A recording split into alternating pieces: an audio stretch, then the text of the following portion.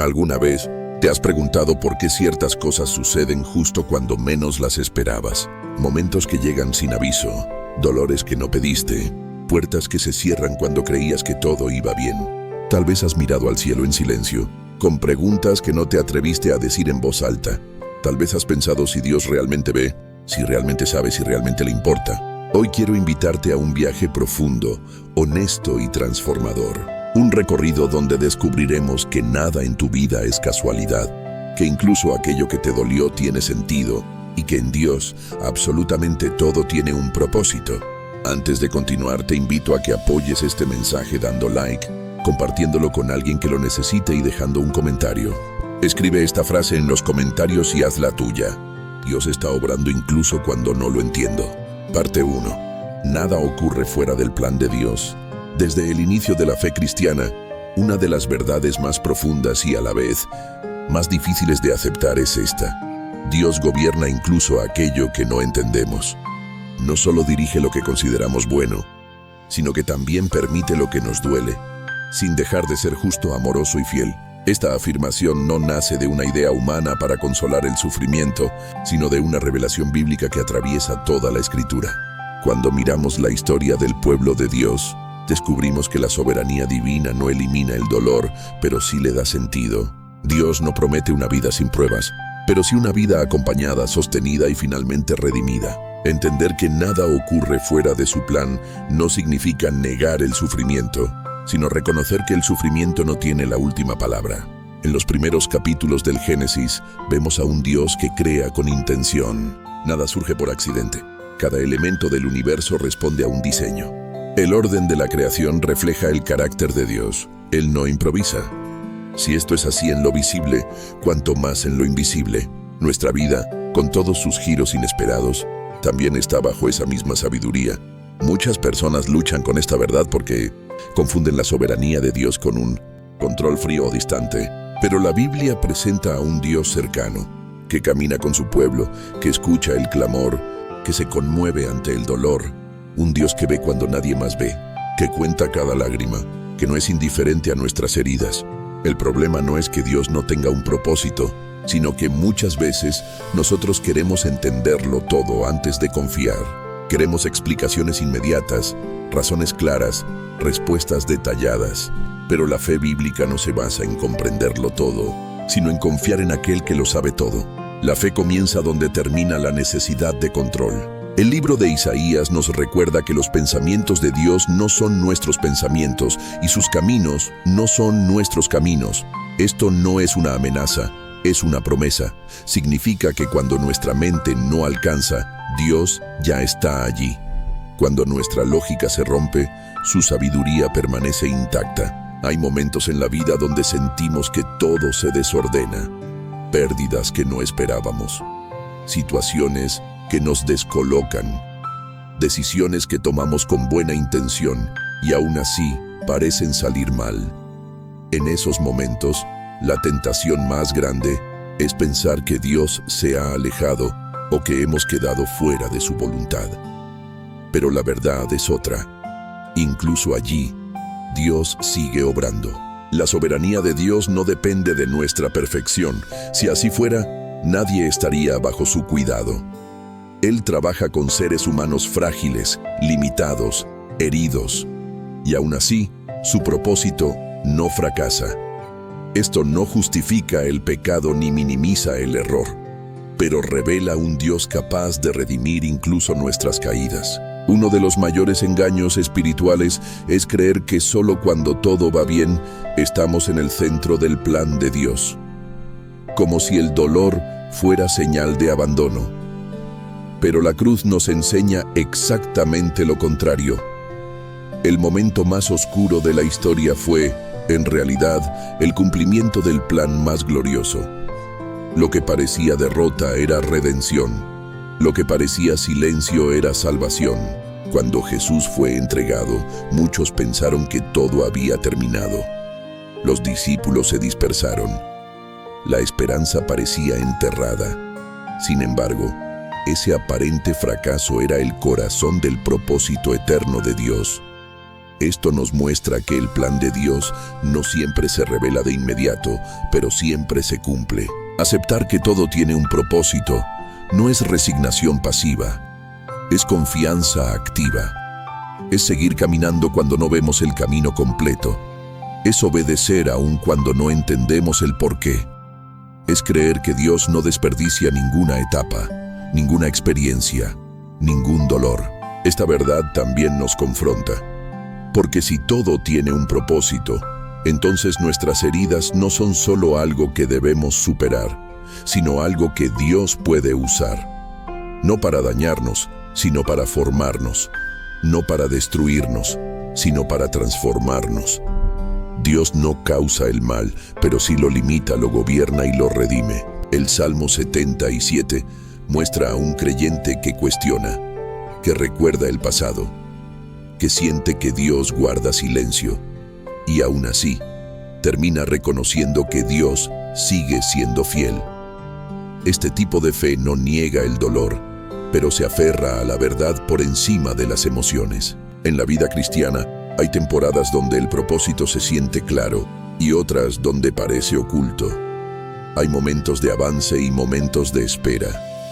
Pero incluso la espera tiene un propósito. En ella aprendemos a depender, a escuchar, a madurar. El silencio de Dios no es vacío, es profundidad. Muchos de los procesos más importantes ocurren en secreto, como una semilla bajo tierra. Nadie ve el crecimiento, pero la vida está ocurriendo. De la misma manera, Dios trabaja en nosotros cuando nadie aplaude, cuando nadie reconoce, cuando nadie entiende. Allí se forma el carácter. Allí se fortalece la fe. Comprender que nada ocurre fuera del plan de Dios nos libera del miedo constante al futuro. No porque sepamos lo que viene, sino porque sabemos quién gobierna lo que viene. Esto no elimina la incertidumbre, pero la llena de esperanza. También nos ayuda a mirar nuestro pasado con otros ojos. Aquello que nos avergüenza, que nos dolió, que quisiéramos borrar, puede convertirse en un testimonio de gracia. No porque fue bueno, sino porque Dios fue fiel. Él no redefine el dolor, pero sí redefine su final. Esta verdad no se aprende en un solo día. Se aprende caminando. Se aprende cayendo y levantándose. Se aprende llorando y confiando. Y cada vez que volvemos a ella, nuestra fe se fortalece un poco más. Dios no está improvisando contigo. No está reaccionando a tus decisiones como si no las hubiera previsto. Él ve el cuadro completo. Y aunque hoy solo veas una parte confusa, el artista no ha terminado su obra. Cuando esta verdad comienza a asentarse en el corazón, algo cambia por dentro. La ansiedad disminuye. La culpa pierde poder.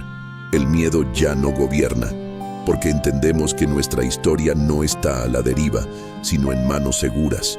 Y aunque todavía queden preguntas, aunque aún haya cosas que no entendemos, esta certeza se convierte en un refugio.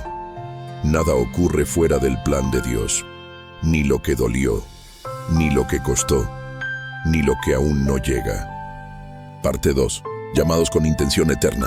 Cuando comenzamos a aceptar que nada ocurre fuera del plan de Dios, surge una pregunta más profunda en el corazón. Si todo tiene un propósito, ¿cuál es el mío dentro de ese plan? Esta inquietud no es nueva. Ha acompañado al ser humano desde siempre. Es la búsqueda de sentido, de identidad, de razón de existir. Y la fe cristiana responde a esta pregunta no desde la confusión, sino desde el llamado. La Escritura enseña que no somos producto del azar ni resultado de una cadena de casualidades. Somos llamados, elegidos, pensados con intención eterna. En el libro de Efesios se nos recuerda que Dios nos escogió en Cristo antes de la fundación del mundo. Esto significa que antes de que existiera el tiempo, ya existía un propósito para tu vida. Antes de que cometieras errores, antes de que fallaras, antes incluso de que nacieras, Dios ya te había visto. Esta verdad confronta una de las mentiras más repetidas del enemigo: que no vales, que llegaste tarde, que no encajas, que tu historia ya está arruinada. Pero el llamado de Dios no depende de tu pasado, sino de su gracia. No depende de tu desempeño, sino de su fidelidad. Él no llama a los capacitados, capacita a los llamados. Cuando Dios llama, no siempre explica todos los detalles. Muchas veces solo revela el siguiente paso. Así ocurrió con Abraham.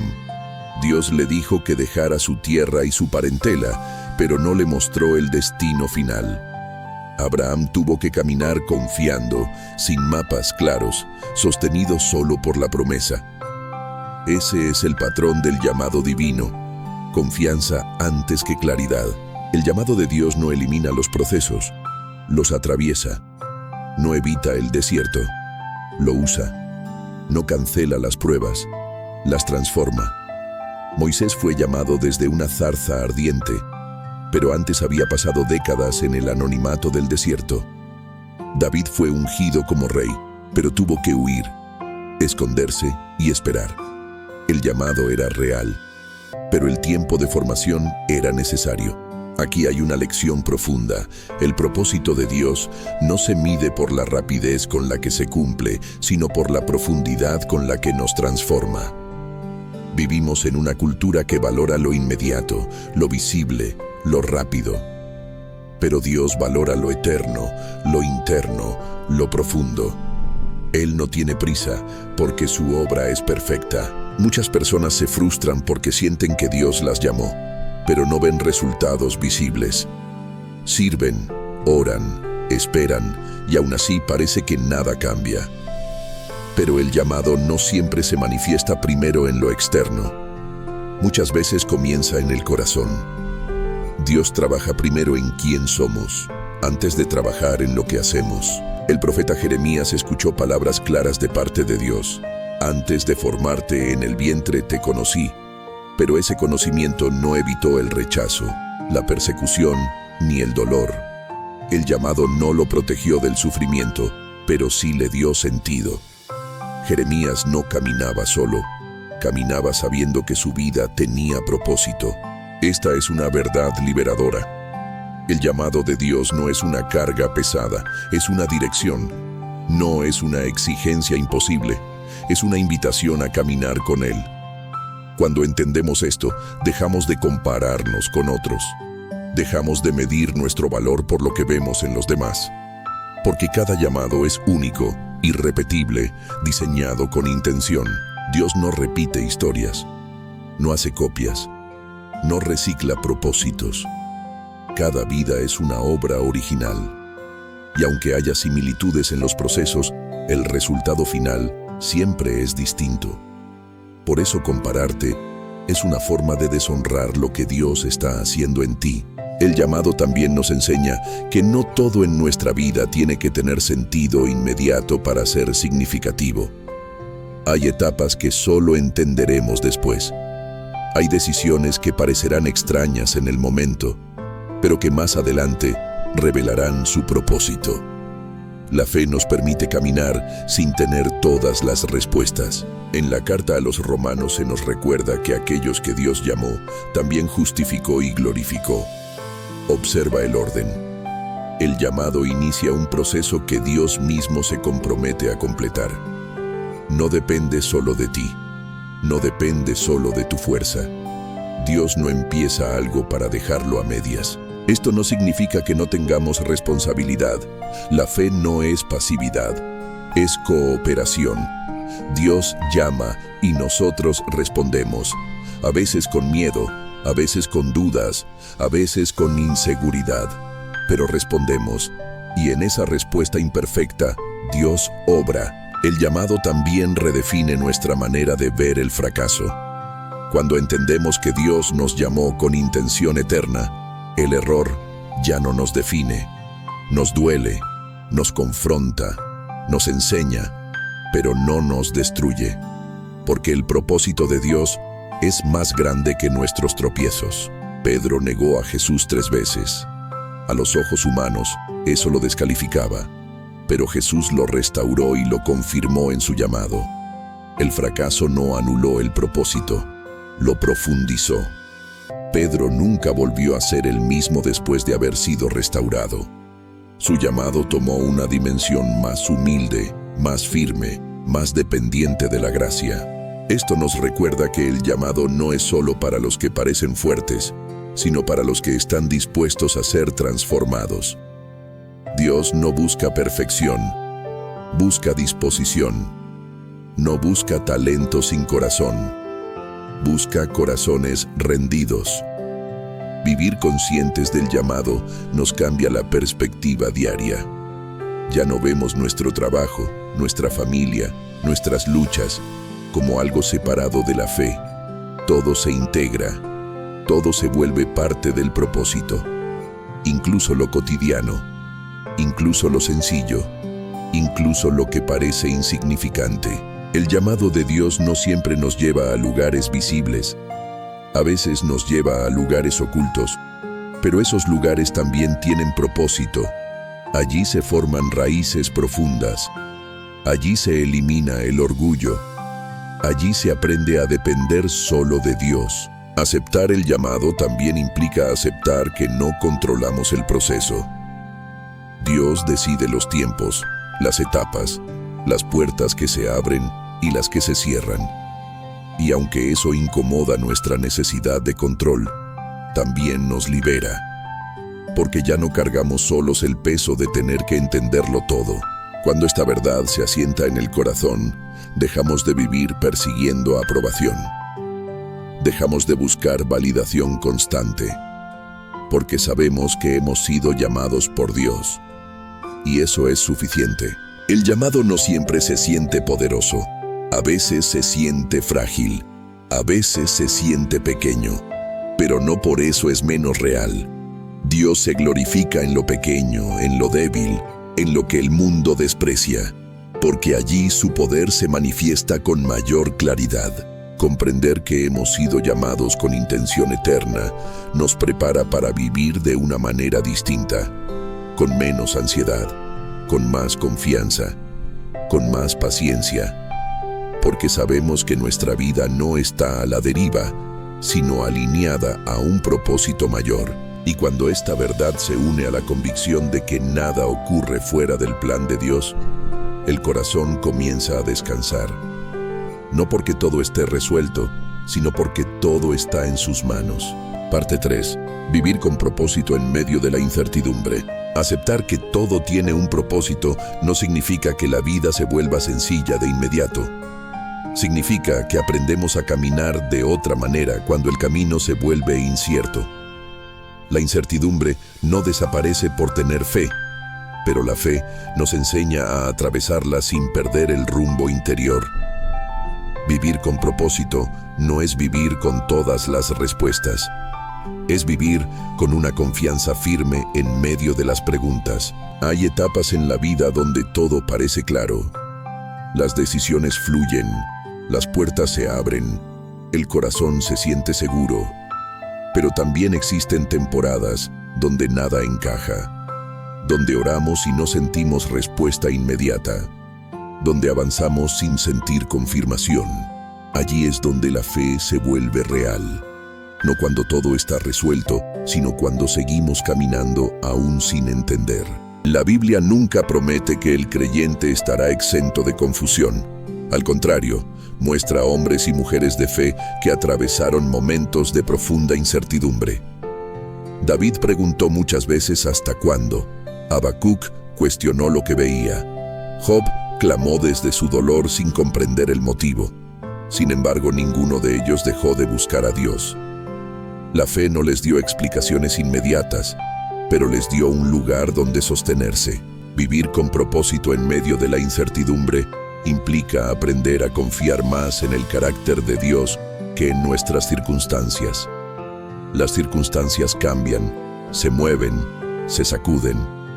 El carácter de Dios permanece. Él sigue siendo bueno cuando no entendemos. Sigue siendo fiel cuando no vemos resultados. Sigue siendo justo cuando la vida parece injusta. Uno de los mayores desafíos espirituales es no permitir que la incertidumbre nos lleve a conclusiones equivocadas. Cuando no entendemos lo que Dios está haciendo, es fácil pensar que no está haciendo nada. Pero el silencio de Dios no es ausencia de acción. Muchas veces es una obra profunda que aún no puede verse desde afuera. La fe madura aprende a vivir sin controlar. Aprende a soltar la necesidad de tener todo bajo dominio, porque el control es una ilusión frágil. Basta un cambio inesperado para que todo se derrumbe. En cambio, la confianza en Dios es un ancla firme. No evita la tormenta, pero evita que seamos arrastrados por ella. Vivir con propósito significa aprender a orar de una manera diferente. No solo pidiendo que Dios cambie las circunstancias, sino pidiendo que nos cambie a nosotros dentro de ellas. Hay oraciones que buscan una salida rápida y hay oraciones que buscan transformación. Dios responde a ambas, pero muchas veces responde primero a la segunda. La incertidumbre también revela dónde está puesta nuestra fe. Cuando todo va bien, es fácil decir que confiamos. Pero cuando no sabemos qué va a pasar, cuando el futuro se vuelve borroso, allí se revela si nuestra confianza está en Dios o en lo que Él nos da. La fe verdadera no depende de los resultados visibles. Jesús mismo enseñó a sus discípulos a vivir día a día, a no afanarse por el mañana. No porque el mañana no importe, sino porque Dios ya está allí. Vivir con propósito no es vivir adelantados al futuro, es vivir plenamente el presente, con la certeza de que Dios sostiene lo que viene. Muchas personas se paralizan en la incertidumbre. Dejan de avanzar porque no tienen todas las respuestas. Pero la fe bíblica no espera certezas absolutas para obedecer. Avanza con la luz que tiene hoy. Dios no suele revelar el camino completo de una sola vez. Revela el siguiente paso, y eso es suficiente. El propósito de Dios no siempre se manifiesta en grandes decisiones. Muchas veces se revela en la fidelidad cotidiana, en seguir haciendo lo correcto cuando nadie ve, en mantener la integridad cuando sería más fácil rendirse, en amar cuando duele, en perdonar cuando cuesta. Allí también se cumple el propósito. La incertidumbre puede convertirse en un lugar de crecimiento espiritual si aprendemos a habitarla con Dios. No como un espacio de angustia constante, sino como un espacio de dependencia. Cuando no sabemos qué hacer, aprendemos a escuchar. Cuando no tenemos fuerza, aprendemos a apoyarnos en Él. Cuando no entendemos, aprendemos a confiar. Hay decisiones que tomamos con sinceridad y aún así no salen como esperábamos. Eso no significa que fallamos fuera del propósito de Dios. Significa que Dios también usa nuestros intentos imperfectos para guiarnos. Él no es un juez severo esperando que nos equivoquemos. Es un Padre que enseña mientras caminamos. Vivir con propósito en medio de la incertidumbre también implica aprender a esperar sin desesperar. La espera no es pasividad, es una actitud activa de confianza. Es seguir creyendo cuando el tiempo se alarga. Es no forzar puertas que Dios no ha abierto. Es no correr cuando Él nos está enseñando a caminar despacio. La Biblia nos muestra que muchos de los procesos más importantes ocurrieron en la espera. Abraham esperó años por la promesa. Israel esperó en el desierto. Los discípulos esperaron antes de salir a predicar. La espera no retrasó el propósito, lo preparó. La incertidumbre también nos ayuda a soltar falsas seguridades. A veces confiamos más en lo que tenemos que en Dios mismo. Cuando eso se sacude, duele, pero también nos despierta.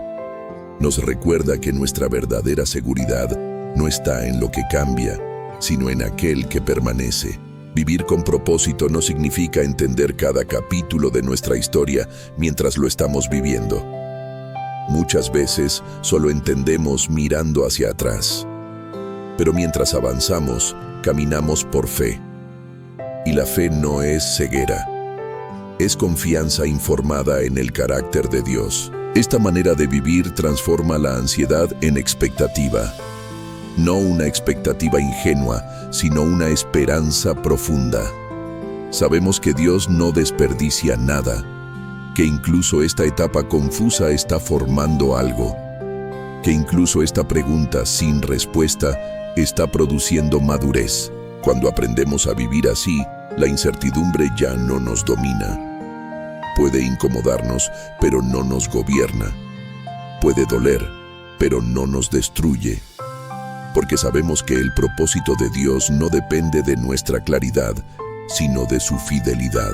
Y poco a poco, sin darnos cuenta, comenzamos a descubrir que el propósito no siempre está al final del camino, sino también en la forma en que caminamos, en cómo confiamos, en cómo esperamos, en cómo seguimos adelante, aun cuando no vemos. Esta convicción prepara el corazón para comprender que no estamos solos en este proceso, que otros antes que nosotros caminaron por senderos similares, y que la Escritura está llena de historias donde la incertidumbre fue parte esencial del propósito de Dios.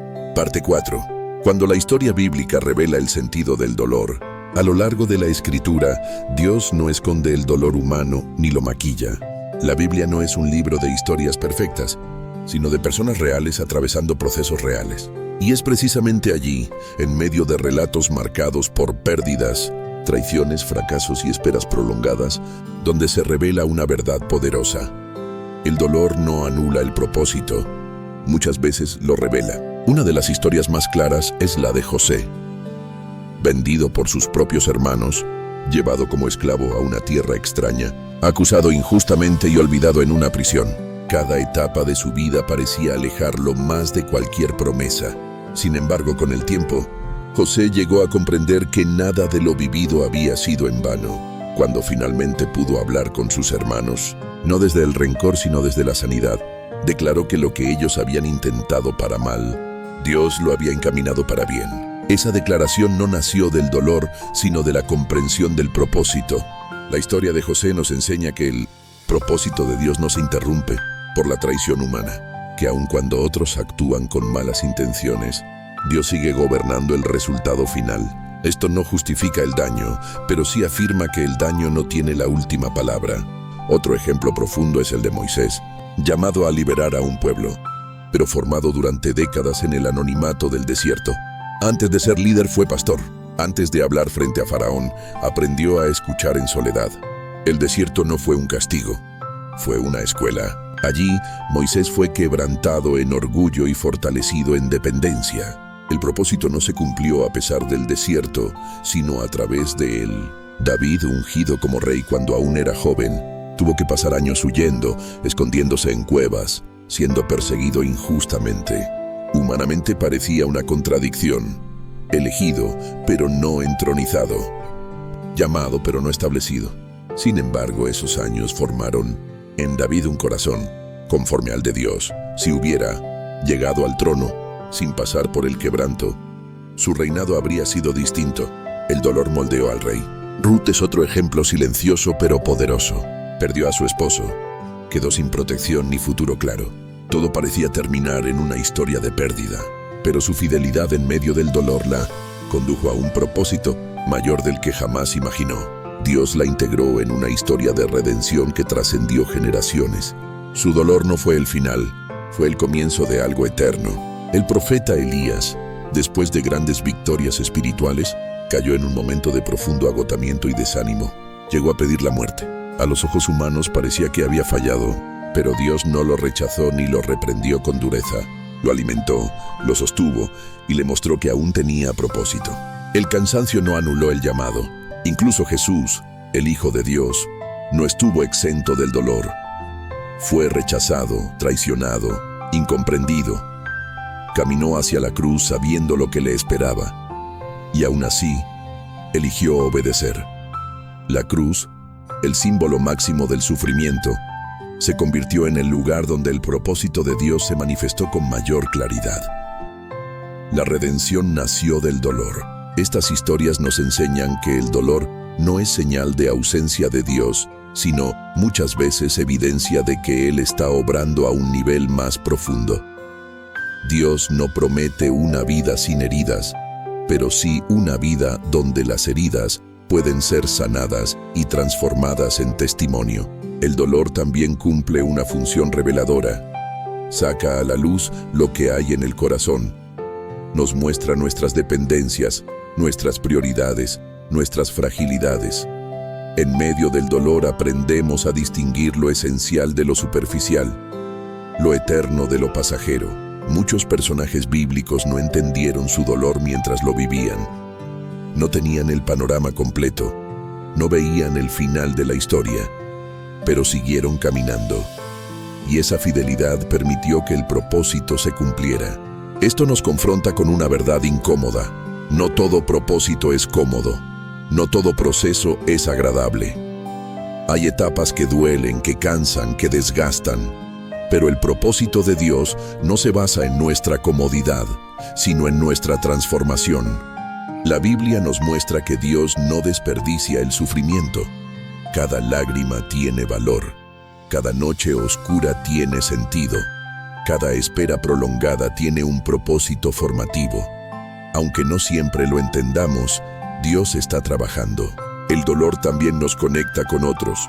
Nos vuelve más compasivos, más sensibles, más humanos. Quien ha sido herido y sanado puede acompañar mejor a otros. Quien ha llorado y ha sido consolado puede consolar. El propósito no siempre es solo para nosotros. Muchas veces es para otros a través de nosotros. Al mirar estas historias, comprendemos que el propósito de Dios no siempre se manifiesta de inmediato.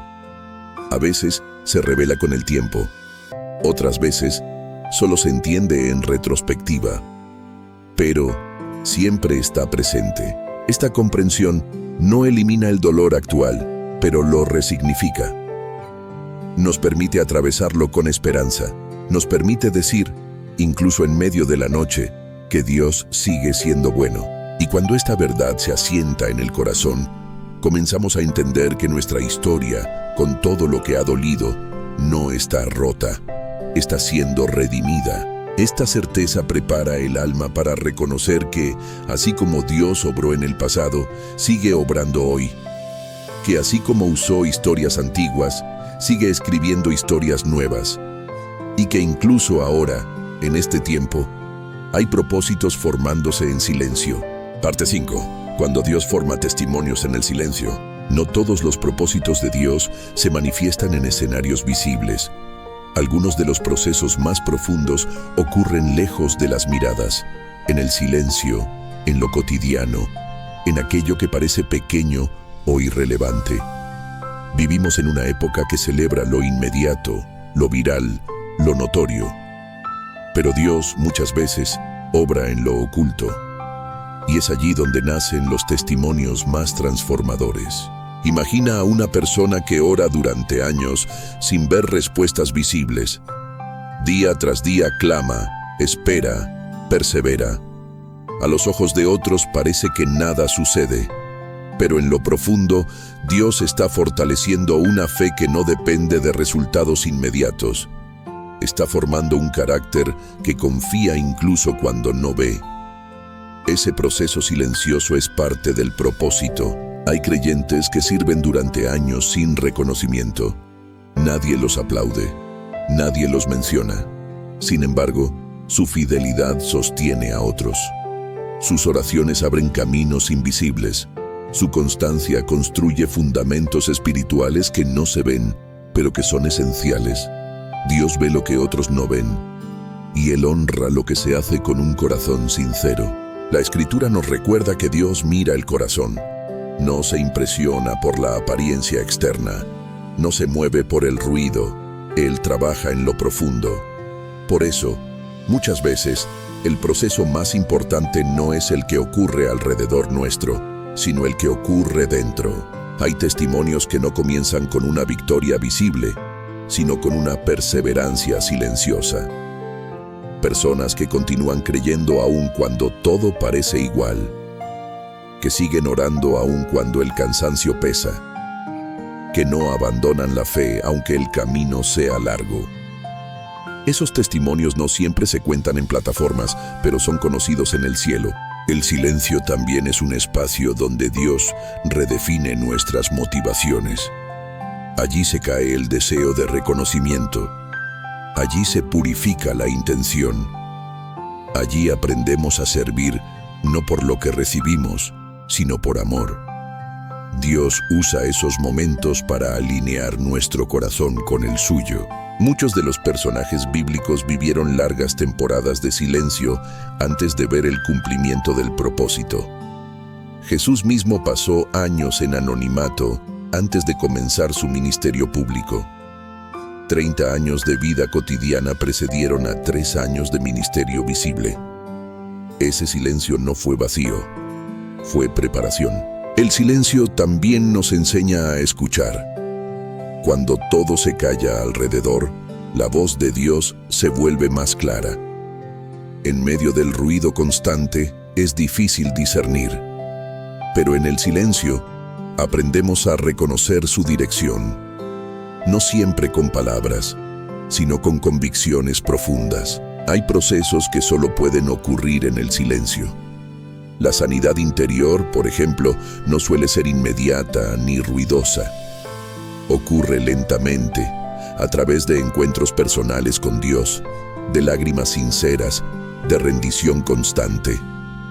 Dios no apura ese proceso porque sabe que la sanidad verdadera requiere profundidad. El propósito de Dios también se manifiesta cuando aprendemos a ser fieles en lo pequeño. Jesús enseñó que quien es fiel en lo poco, también lo será en lo mucho. El problema es que muchas veces despreciamos lo pequeño, sin darnos cuenta de que allí se está formando la base de lo que vendrá después. El silencio nos confronta con nuestras expectativas. Nos obliga a revisar si seguimos creyendo solo cuando vemos resultados, o si creemos porque confiamos en Dios. Allí se define el tipo de fe que estamos construyendo. Una fe superficial se cansa rápido. Una fe profunda aprende a esperar. También hay silencios que duelen, momentos donde sentimos que Dios no responde, donde las oraciones parecen no pasar del techo, donde el corazón se cansa. Pero incluso allí, Dios está presente. A veces el silencio no es ausencia, es compañía sin palabras. Es Dios caminando con nosotros sin explicar, pero sin abandonar. Los testimonios que nacen del silencio suelen ser más humildes, pero también más sólidos. No dependen de emociones pasajeras. Están arraigados en una experiencia real con Dios. Son testimonios que sostienen cuando llega otra prueba, porque saben que Dios fue fiel antes. Hay personas que después de años de silencio miran atrás y se dan cuenta de cuánto crecieron sin notarlo. Descubren que ahora oran de otra manera, que reaccionan distinto, que confían más, que ya no se desesperan como antes. Eso también es propósito cumplido. El silencio también prepara el corazón para la gratitud. Cuando finalmente llega la respuesta, no se recibe con soberbia, sino con humildad, porque se sabe cuánto costó esperar, cuánto se lloró, cuánto se confió. El silencio enseña a valorar. Dios no tiene prisa por mostrar resultados, porque su interés principal no es impresionarnos, sino transformarnos. Él no busca producir admiración externa, sino profundidad interna.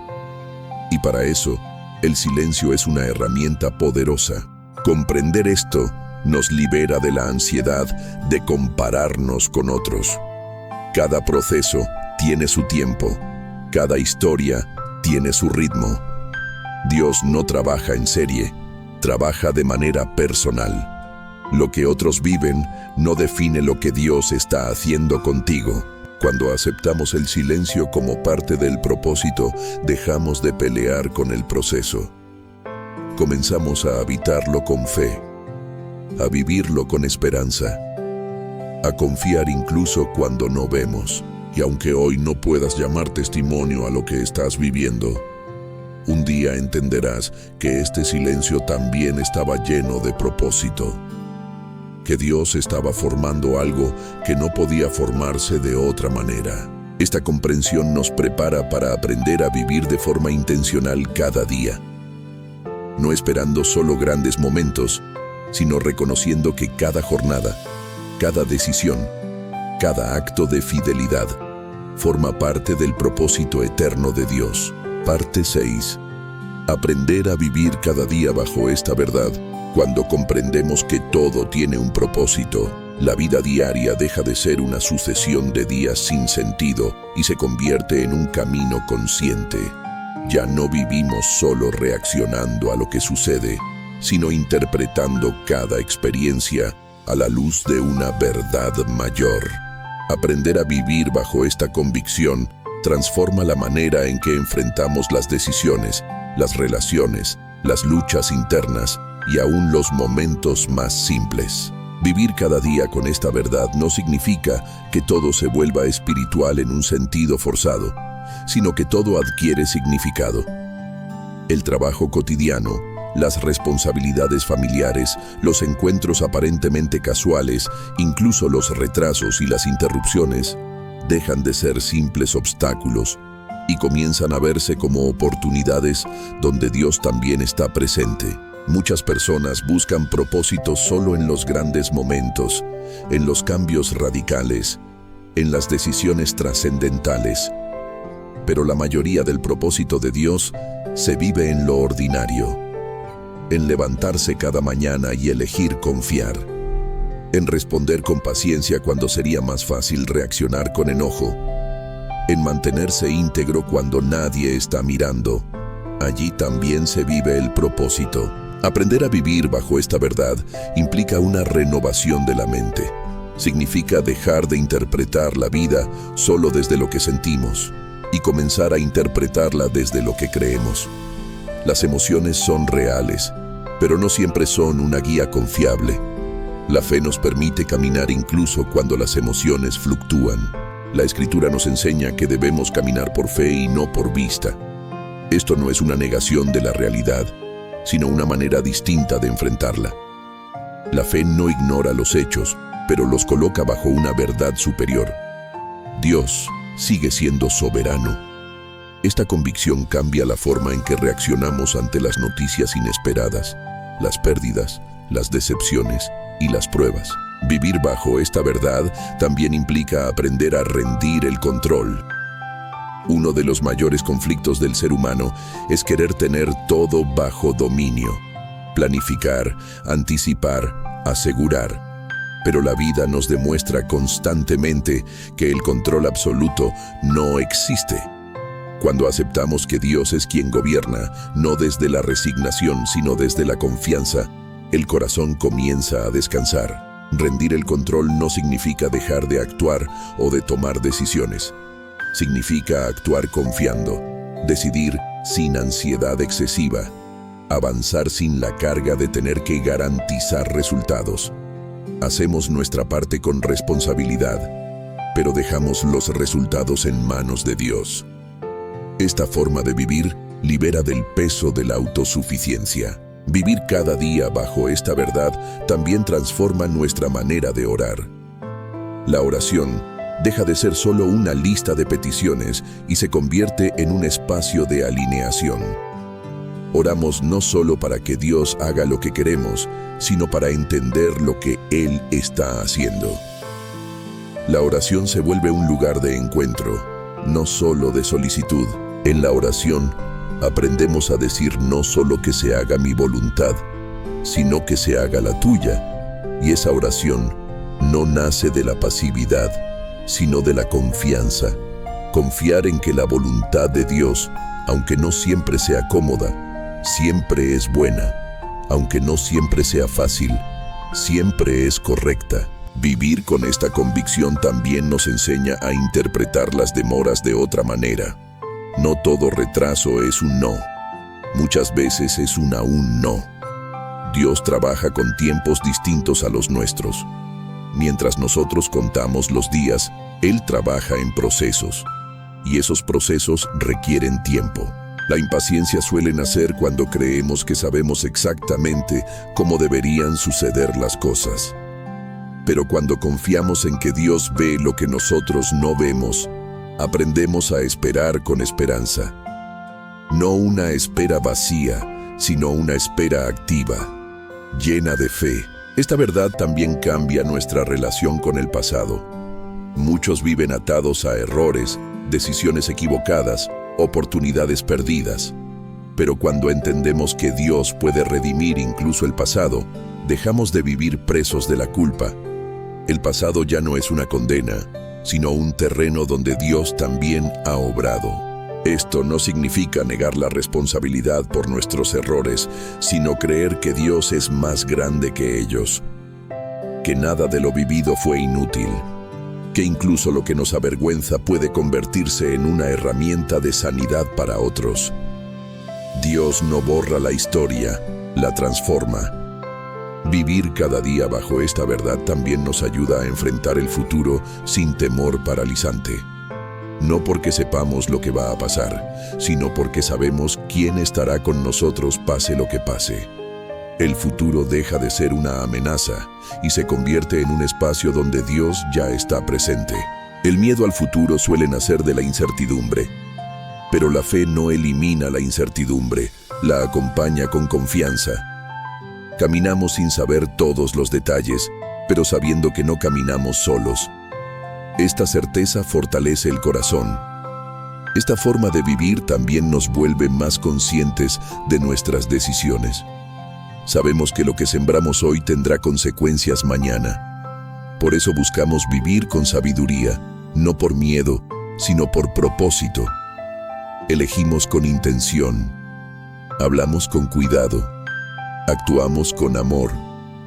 No porque seamos perfectos, sino porque entendemos que cada acto forma parte de algo mayor.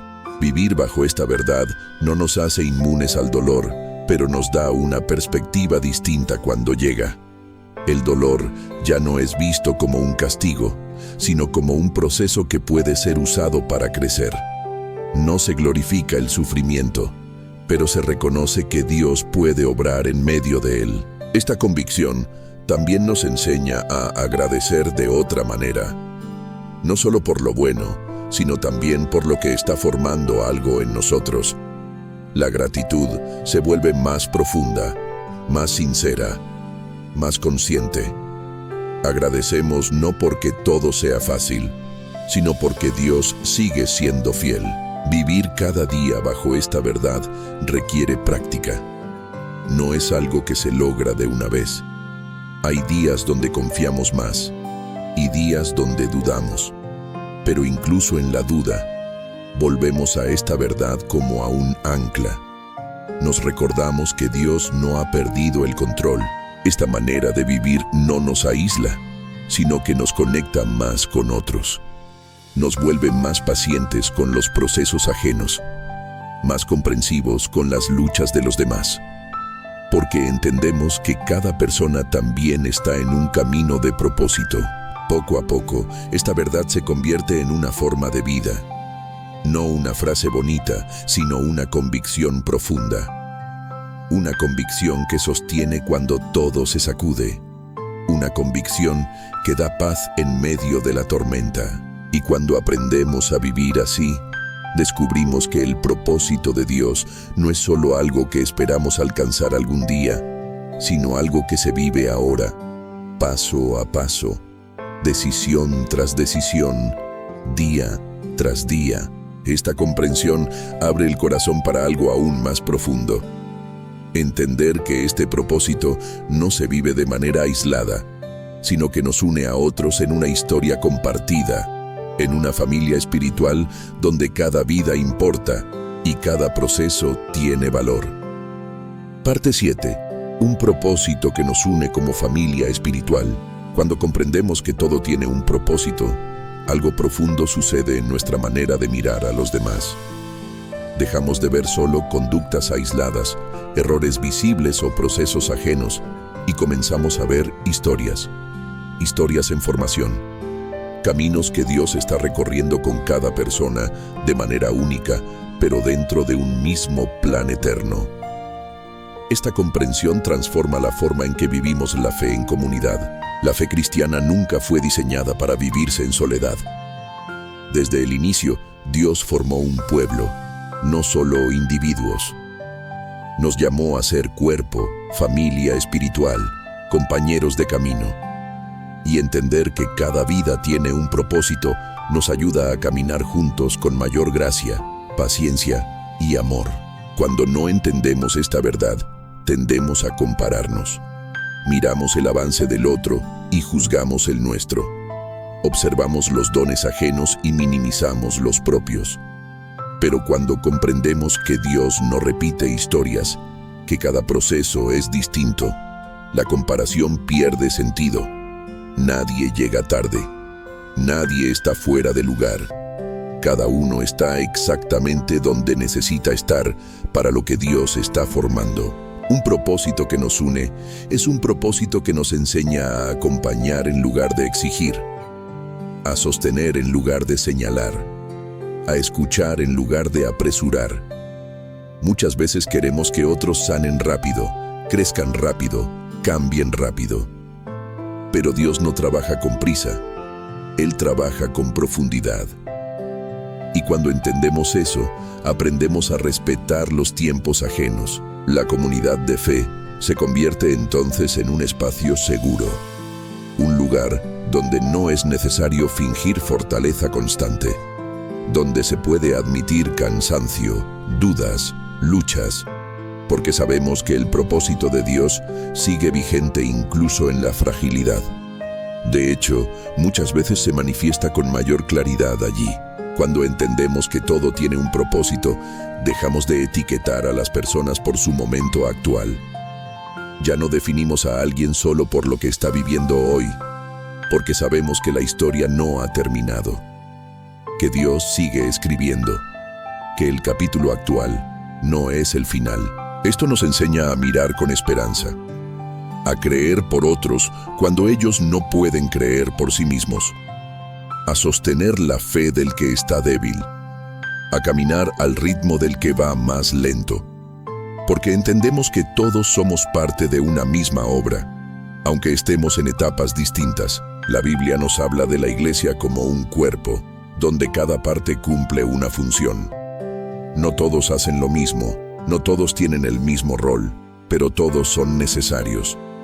Cuando una parte sufre, todo el cuerpo lo siente. Cuando una parte se fortalece, todo el cuerpo se beneficia. El propósito individual siempre está conectado a un propósito colectivo. Comprender esto nos libera del individualismo espiritual, de la idea de que la fe es solo entre Dios y yo. Dios nos encuentra de manera personal, sí, pero nos forma en comunidad. Usa a otros para enseñarnos, confrontarnos, animarnos, sostenernos. Muchas veces, el propósito de Dios para nuestra vida pasa a través de otra persona. También nos ayuda a ser más humildes, a reconocer que no tenemos todas las respuestas, que también necesitamos apoyo, que también estamos en proceso. Cuando aceptamos que nuestro propio camino tiene etapas incompletas, somos más misericordiosos con los procesos ajenos. Un propósito que nos une nos enseña a celebrar el avance del otro sin sentir amenaza, porque entendemos que el éxito ajeno no reduce el nuestro, que el crecimiento de otro no nos deja atrás. En el reino de Dios no hay competencia, hay colaboración. Esta verdad también transforma la manera en que enfrentamos los conflictos dentro de la comunidad. Cuando surgen diferencias, desacuerdos o heridas, recordamos que el propósito es mayor que el momento, que vale más restaurar que ganar, que Dios también está obrando en medio de las tensiones para formar carácter, humildad y amor verdadero. La familia espiritual no es perfecta, está formada por personas en proceso, y precisamente por eso se convierte en un lugar donde el propósito de Dios se manifiesta de manera real, no en la ausencia de errores, sino en la presencia de gracia. Cuando caminamos juntos bajo esta convicción, aprendemos a orar unos por otros con mayor profundidad. Ya no oramos solo para que el problema se vaya, sino para que el propósito se cumpla. Oramos para que Dios fortalezca, guíe, sostenga, transforme. Y esas oraciones crean lazos espirituales profundos. También aprendemos a compartir cargas, a no cargar solos lo que pesa demasiado, a permitir que otros nos ayuden, porque el propósito de Dios no se vive en aislamiento, se vive en comunión, en la capacidad de decir no puedo solo y encontrar brazos dispuestos a sostener. Esta comprensión nos recuerda que incluso nuestras diferencias tienen propósito. Dios une a personas distintas para formar algo más completo. Diferentes dones, diferentes personalidades, diferentes historias. Todo eso, en manos de Dios, se complementa. No se estorba. Cuando entendemos que el propósito de Dios nos une, dejamos de exigir uniformidad. No todos tienen que pensar igual, sentir igual, avanzar igual. La unidad no es homogeneidad. Es caminar juntos con un mismo amor, aunque los pasos sean distintos. Esta verdad también nos llama a ser responsables unos con otros. Saber que nuestras decisiones afectan a otros, que nuestra fe puede animar o desanimar, que nuestras palabras pueden sanar o herir. Vivir con propósito nos hace más conscientes del impacto que tenemos en la vida de los demás. Poco a poco, esta manera de vivir crea comunidades más sanas, no perfectas, pero reales, donde el propósito de Dios no es un concepto abstracto, sino una experiencia compartida, donde cada historia importa, donde cada proceso es respetado. Y cuando caminamos así, descubrimos que el propósito de Dios no solo nos sostiene individualmente, sino que nos teje juntos en algo más grande, en una familia espiritual donde nadie sobra, donde nadie está de más, donde cada vida tiene valor. Esta comprensión abre el corazón para mirar aún más lejos, para entender que el propósito de Dios no se limita solo a esta vida, ni solo a esta comunidad, sino que apunta a algo eterno, a una esperanza que trasciende el tiempo y da sentido incluso a lo que hoy no comprendemos. Parte 8. Cuando el propósito se revela más allá de lo visible, hay un momento en la vida espiritual en el que comprendemos que el propósito de Dios no siempre se agota en lo que podemos ver, tocar o comprender aquí y ahora. Hasta este punto, hemos hablado de procesos, de dolor, de comunidad, de transformación diaria. Pero llega un nivel más profundo de madurez espiritual cuando entendemos que el propósito de Dios también apunta más allá de esta vida, más allá de este tiempo, más allá de lo inmediato. La fe cristiana no se sostiene únicamente en lo que ocurre en el presente. Se sostiene en una esperanza que trasciende. Una esperanza que no niega el valor de esta vida, pero que reconoce que esta vida no es el capítulo final. Cuando esta verdad se asienta en el corazón, muchas de las preguntas que nos angustiaban comienzan a perder peso. Hay situaciones que nunca entendemos del todo en esta tierra. Oraciones que parecen no haber sido respondidas. Sueños que no se cumplieron como esperábamos. Personas que partieron demasiado pronto. Injusticias que no se resolvieron. Si nuestra fe dependiera solo de ver resultados aquí, sería frágil. Pero la fe cristiana se apoya en la certeza de que Dios es justo y que su justicia no está limitada al tiempo humano. El apóstol Pablo habla de esto cuando afirma que los sufrimientos del tiempo presente no son comparables con la gloria venidera que ha de manifestarse. Esta afirmación no minimiza el sufrimiento, lo coloca en perspectiva. No dice que el dolor no importa, sino que no es eterno, que no es definitivo, que no tiene la última palabra. Cuando entendemos que el propósito de Dios apunta a lo eterno, cambia nuestra manera de interpretar las pérdidas. La muerte, por ejemplo, deja de ser solo un final trágico y se convierte en una transición. El dolor sigue estando allí, porque el amor sigue estando allí, pero la desesperanza pierde fuerza.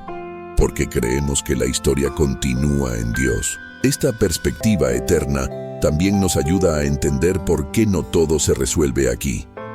Hay recompensas que no son inmediatas. Hay fidelidades que no son reconocidas en esta vida.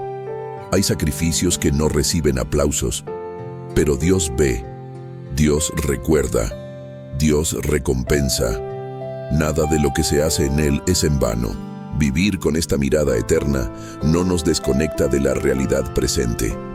Al contrario, nos permite vivirla con mayor libertad. Porque ya no exigimos que esta vida nos dé todo.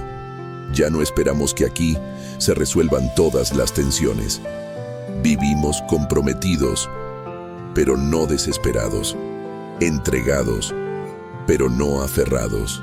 Cuando el propósito se revela más allá de lo visible, aprendemos a soltar con mayor confianza, a dejar ir lo que no podemos retener, a aceptar cambios que duelen, a confiar incluso cuando la lógica humana no alcanza, porque sabemos que Dios no está limitado por lo que vemos. Esta verdad también transforma nuestra manera de enfrentar la injusticia.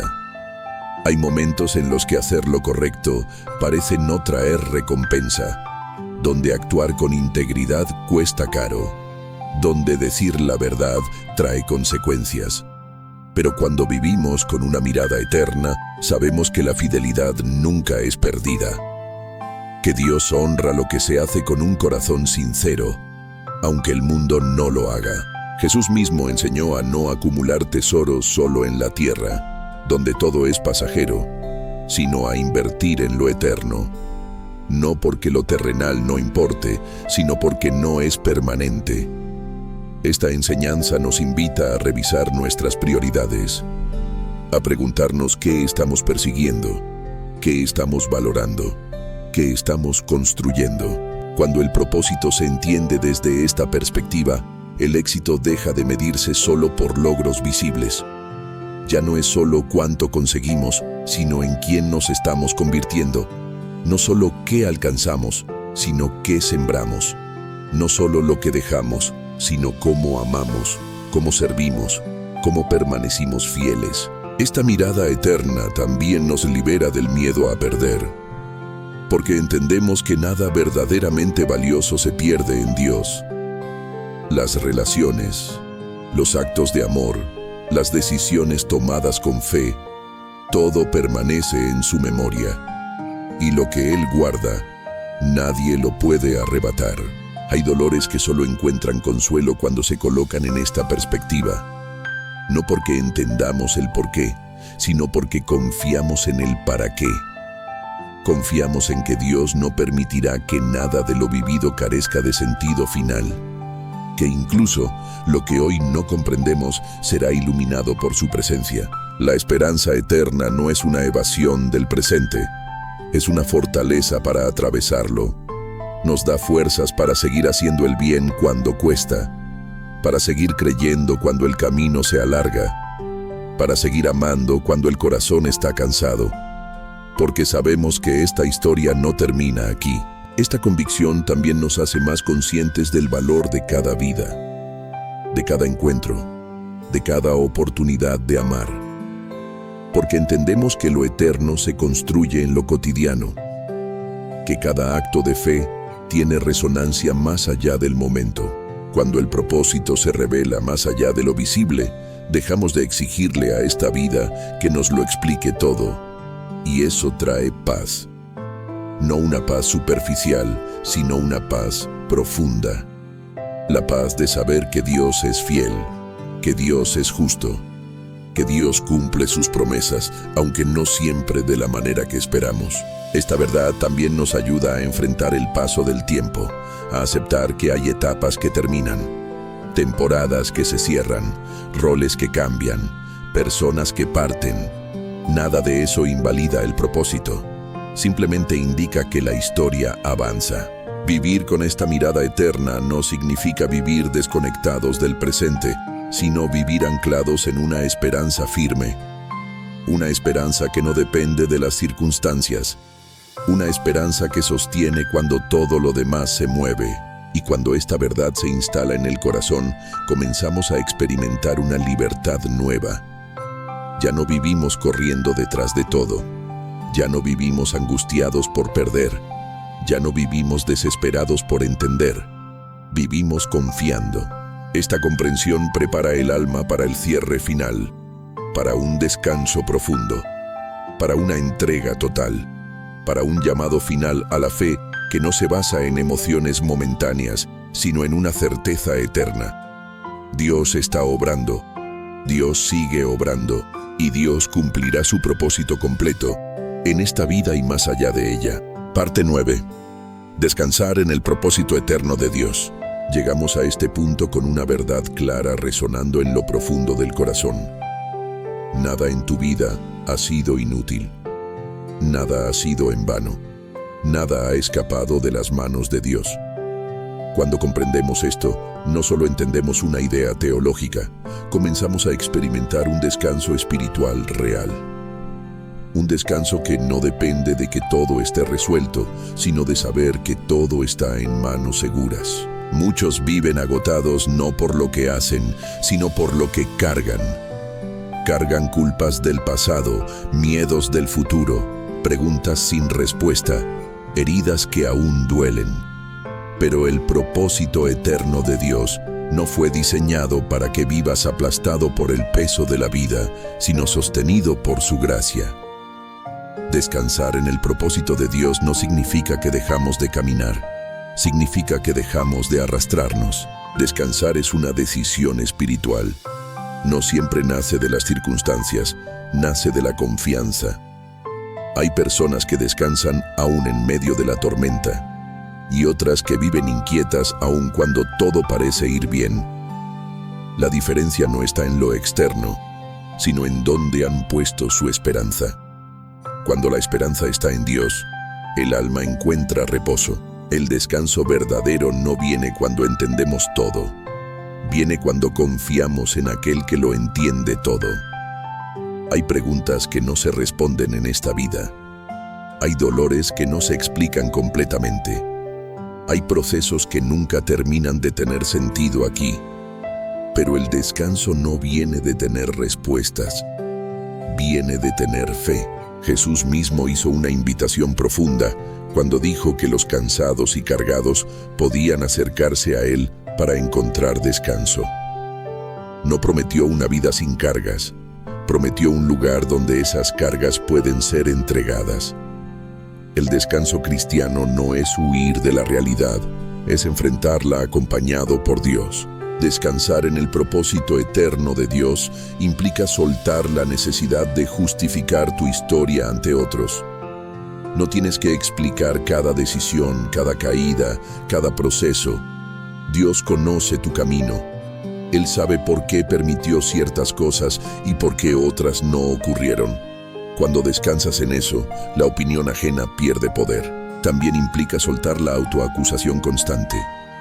Muchos viven castigándose por decisiones pasadas, por oportunidades perdidas, por errores que no pueden cambiar.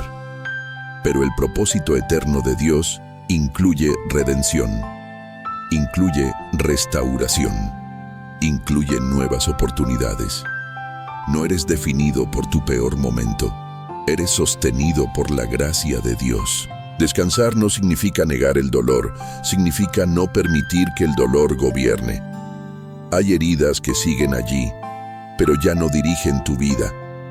Hay recuerdos que duelen, pero ya no te paralizan, porque sabes que Dios puede usar incluso eso para formar algo bueno. El descanso espiritual también transforma la manera en que miramos el futuro. Ya no lo vemos como una amenaza constante, sino como un espacio donde Dios seguirá siendo fiel. No sabemos qué vendrá, pero sabemos quién estará con nosotros cuando llegue. Y eso cambia todo.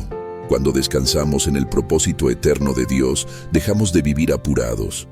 Dejamos de sentir que siempre llegamos tarde. Dejamos de competir.